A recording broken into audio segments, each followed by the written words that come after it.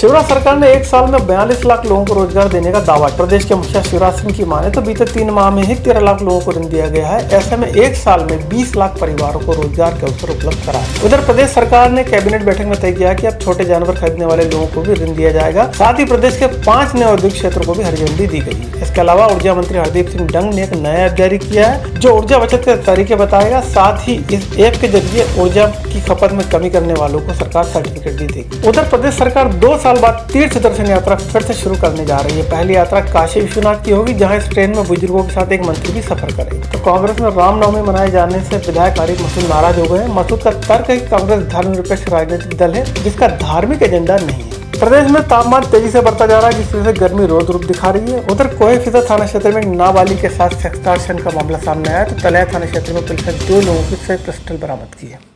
प्रदेश सरकार ने मंगलवार को उद्यम क्रांति योजना की शुरुआत की है, जिसमें 19 युवाओं को 108 करोड़ का ऋण बांटा गया। इस मौके पर सीएम शिवराज सिंह चौहान ने दावा किया है कि शासन की विभिन्न योजनाओं के जरिए साल भर में छोटे बड़े काम धंधों के लिए 42 लाख लोगों को रोजगार उपलब्ध कराया। सीएम का दावा है कि बीते 3 माह में ही विभिन्न योजनाओं के जरिए 13 लाख लोगों को रोजगार दिया गया है।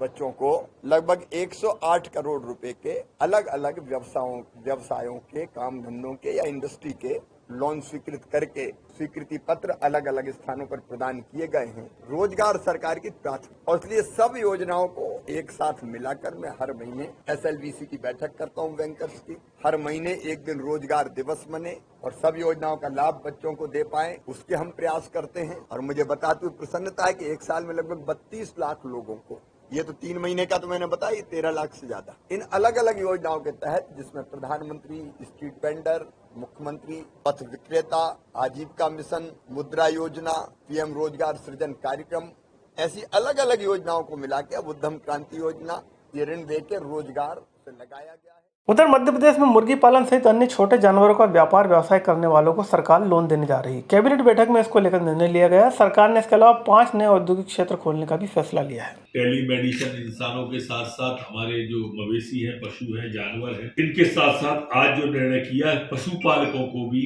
अब जो पशुपालक गाय, भैंस, बकरी, सुगर, मुर्गी पालन के लिए खरीदना चाहते हैं, उनको 0% ब्याज पर अब सरकार पैसा उपलब्ध कराएगी।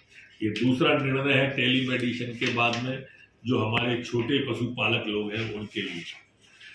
MP में बिजली की बचत करने वालों को सरकार सर्टिफिकेट देगी। इसके लिए मंत्री हरदीप सिंह डंग ने एक नया ऐप लॉन्च किया है, जिसका उद्देश्य नवीन एवं नवकरणीय अभियान के तहत जनता को ऊर्जा बचत के तरीके बताना है। इस ऐप में 5 मॉड्यूल के तहत फॉर्म भरने पर योजना से संबंधित बचत के तरीके बताए जाएंगे। जो सपना हमारे प्रधानमंत्री जी ने जो एक सपना देखा था कि जो जलवायु परिवर्तन के माध्यम से जो पर्यावरण का नुकसान होता है उसको कंट्रोल करने के लिए भारत का क्या योगदान रहे, मध्य प्रदेश में भी वही सपना मुख्यमंत्री जी ने 25 नवंबर को शाजापुर के अंदर इस ऐप के लिए हमें तैयार करने को कहा था और साक्षरता अभियान का शुरुआत 25 नवंबर को शाजापुर में की थी।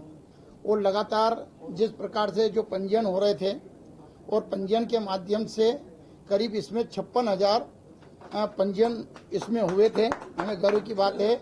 और जबकि ये मात्र अभी साधन था कंप्यूटर लैपटॉप के माध्यम से हम उसका पंजीयन कर रहे हैं। 2 साल बाद सरकार एक बार फिर से तीर्थ दर्शन यात्रा शुरू करने जा रही है। इस योजना की शुरुआत 19 अप्रैल से काशी विश्वनाथ यात्रा के जरिए होगी। सरकार ने तय किया है कि इस बार धार्मिक यात्रा के दौरान बुजुर्गों के साथ एक मंत्री भी सफर करेगा। इस यात्रा का समापन 22 अप्रैल को होगा। माना जा रहा है कि इस यात्रा में पहली बार 2 मंत्री मीना सिंह एवं उषा ठाकुर बुजुर्गों के साथ तीर्थ दर्शन यात्रा पर जाएंगे।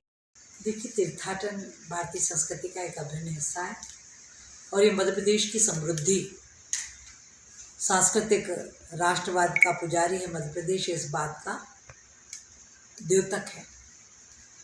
तीर्थ दर्शन यात्रा हमारी 19 अप्रैल से पुनः प्रारंभ होने जा रही है और पहली यात्रा भगवान काशी विश्वनाथ के दर्शन को 19 तारीख को निकलेगी, 22 को पुनः लौट कर आएगी। जितने थे वो सब हैं और कहीं से मांग आती तो विचार करके कि प्रदेश एक तो चारों हमारे जो धाम हैं, इसके अलावा हम देखते वैष्णो देवी हैं, शिरडी है और जिस प्रकार के कई लोगों के सुझाव आते हैं उन पर भी विचार किया जाता है। उन्हें उनके साथ एक सहयोगी उनका जा सकता है। जी, मंत्रियों के भी साथ जाने की बात थी, पर आज सबने विचार विमर्श करके तय किया। माननीय मुख्यमंत्री जी ने निर्देशित किया है कि एक ये ट्रेन में एक मंत्री एक बार में जाएंगे। दक्षिण पश्चिम मध्य प्रदेश से लेकर उत्तर तक हर जगह गर्मी अपना रौद्र रूप दिखा रही है। लिहाजा अधिकांश शहरों का अधिकतम तापमान 40 या इसके ऊपर बना हुआ है। मौसम विभाग की माने तो आने वाले 2 दिन बाद तापमान में और बढ़ोतरी होगी। ये ज़िले हैं नर्मदापुरम, खंडवा, खरगोन, खजुराहो, नौगांव, राजगढ़ और ये जो ज़िले हैं यहाँ पे अधिकतम तापमान 43 डिग्री सेल्सियस दर्ज किया गया है। आने वाले दो दिन हैं इसमें भी तापमान यथास्थिति ही बने रहेंगे। और एक जो बंगाल की खाड़ी में कम दबाव का क्षेत्र बन रहा है, नॉर्थ छत्तीसगढ़ में एक सर्कुलेशन है जिसके कारण अभी तापमान में बहुत ज़्यादा बढ़ोतरी 2 दिन फिलहाल ये देखने को नहीं मिलेगी, लेकिन जो स्थिति बनी है वो यथावत रहेगी। 2 दिन के पश्चात फिर तापमान में बढ़ोतरी और देखने को मिलेगी। भोपाल की बात करें तो भोपाल में पिछले 24 घंटों में अधिकतम तापमान 40.6 डिग्री सेल्सियस रिकॉर्ड किया गया है। ये अभी 41 डिग्री के आसपास ही रहेगा। 2 दिन के बाद ये तापमान बढ़ के 42 डिग्री के आसपास होने की संभावना रहेगी।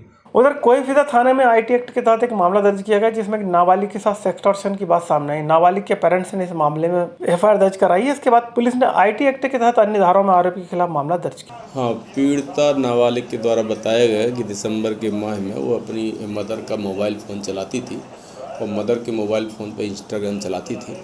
उसमें से एक फ्रेंड रिक्वेस्ट आई थी जिसको उसके द्वारा एक्सेप्ट कर लिया गया था। तभी से आरोपी जीतू रामख्यानी जो एवेन्यू अपार्टमेंट एयरपोर्ट रोड पर रहता है उसके द्वारा कुछ डिलीट करके वीडियो बना करके उसको डराया धमकाया गया था। उसके पीड़िता के कुछ असली वीडियो बनाए गए थे जिसमें से अपराध धारा सदर 354 था, 292, 506 और IT एक्ट की धारा के तहत प्राथमिकी दर्ज कर ली गई है। थाना तलैया क्षेत्र में पुलिस ने 2 युवकों को पकड़ा है जिनके पास से पिस्टल बरामद हुई है। पुलिस का दावा है कि फहीम नाम के युवक से जो पिस्टल जब्त की गई उसे अरबाज नामक बदमाश ने बेचा था। पिछले दिनों अरबाज को भी पुलिस ने इसी तरह के मामले में थाने में बंद किया था। उसमें बेसिकली एक आरोपी फहीम अंसारी को पकड़ा गया है जिसके पास से अवैध पिस्टल में मैगजीन और कारतूस के मिली हुई है और उससे पूछताछ पता लगा हुआ है कि पूर्व में जो आरोपी गिरफ्तार हुआ था मैं पिस्टल के अरबाज खान उसके द्वारा खरीदना बताया गया है। उसकी पूरी जांच पड़ताल की जा रही है और अवैध तरीके से किस स्रोत से ये पिस्टल प्राप्त की गई है उसकी भी पूरी विवेचना की जा रही है। उधर अशोक गार्डन थाना क्षेत्र में एक दलित युवती को ब्लैकमेल करने का मामला सामने आया है। पीड़िता से इस दौरान दुष्कर्म भी किया गया, लिहाजा युवती ने इस मामले की शिकायत थाने में दर्ज कराई है। पीड़िता का आरोप है कि उसका अश्लील वीडियो बनाकर युवक ने न केवल उसका शारीरिक शोषण किया बल्कि उसकी सोने की अंगूठी और पैसे भी हड़प लिए। थाना अशोक गार्डन क्षेत्र में अभी थाने पर जो रिपोर्ट प्राप्त हो रही है जिसकी पीड़िता की सुनवाई चल रही है और इस मामले में बाकी तथ्यों को गोपनीय रखते हुए जो महत्वपूर्ण विषय ये है कि उसमें फेसबुक के जरिए मित्रता हुई और फिर शादी का झांसा देने के नाम पर महिला के साथ जाति की उन धाराओं में इन मामले की की जा रही है और शीघ्र इस मामले में आगे की विवेचना पड़ताल कर आरोपी के विरुद्ध कार्रवाई की जाएगी। उमा भारती ने जिस शराब दुकान पर पत्थर मारा था उसे बंद करने महिलाओं का विरोध जारी है, लेकिन शहर में अब ऐसी कई दुकानें जिसे खोले जाने का विरोध होने लगा है। लोग खुले तौर पर धार्मिक स्थल या किसी संवेदनशील क्षेत्र में शराब दुकान की मुखाफलत कर रहे हैं। बरखेड़ा पठानी के अलावा मनीषा मार्केट, रत्नागिरी और 5 नंबर से शराब दुकान खोले जाने के पक्ष में लोग नहीं है। पेट्रोल और डीजल की कीमत में एक बार फिर 80 पैसे प्रति लीटर का इजाफा हुआ है। मालूम हो कि 15 दिन में 13वीं बार डीजल पेट्रोल की कीमतों में बढ़ोतरी की गई।